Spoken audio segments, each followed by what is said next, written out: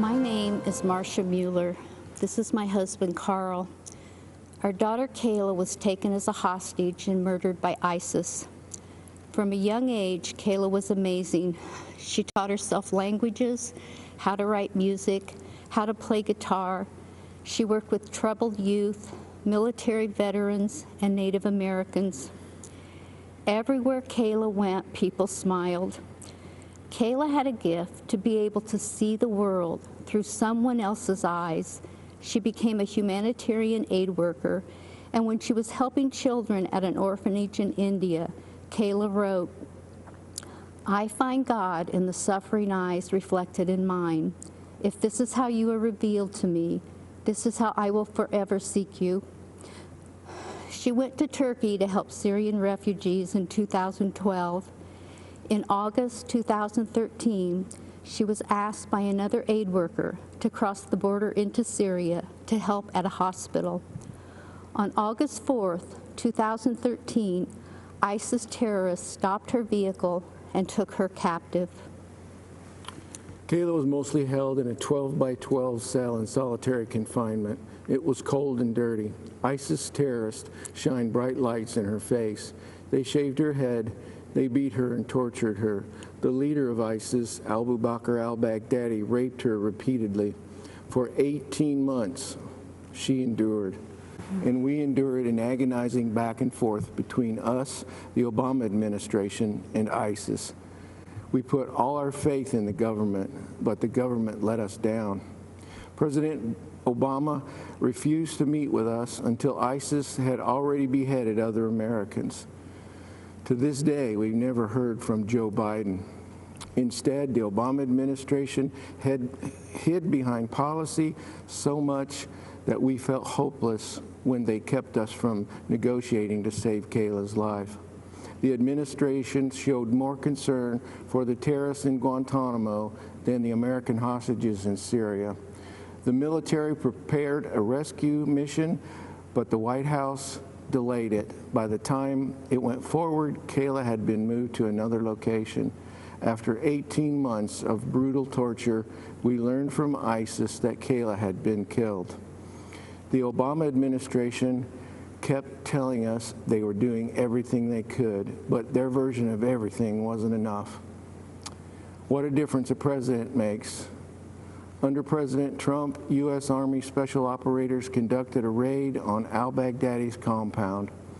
After we learned that al-Baghdadi was killed, we learned something else. The operators named themselves Task Force 814 after August 14th, Kayla's birthday. And the mission was named Operation Kayla Mueller. To those soldiers, thank you. Kayla was looking down on you. The Trump team gave us empathy we never received from the Obama administration.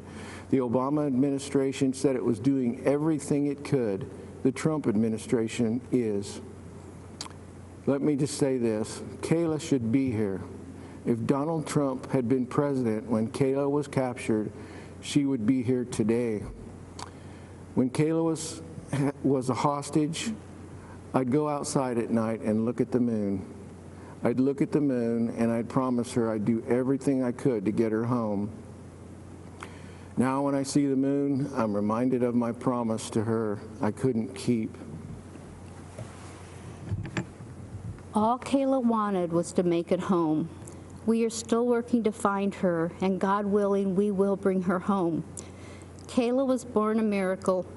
We were told we would never have a second child, but God gave us Kayla, and she gave herself to the world. 8 months into Kayla's captivity, another hostage was able to smuggle out a letter Kayla had written. As we read it, we could see that God was holding her in his arms. In her words, she felt tenderly cradled in free fall. She also wrote, "I have been shown in darkness light and have learned that even in prison one can be free. I am grateful. I have had many hours to think how only in your absence have I finally, at 25 years old, come to realize your place in my life.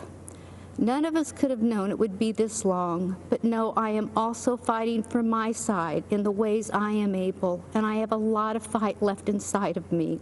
I am not breaking down, and I will not give in, no matter how long it takes. Kayla taught me so many things as her mom. She's still teaching us. Carl and I support Donald Trump because of his commitment to make and keep America great, not with the power of the government, but with the passion of people like Kayla, Americans who, even in the darkest days, always have more fight left inside of them. Americans who don't just talk, they act. That was our daughter. That's President Trump. As long as we stay strong like Kayla, as long as we refuse to break, we will be great. Thank you.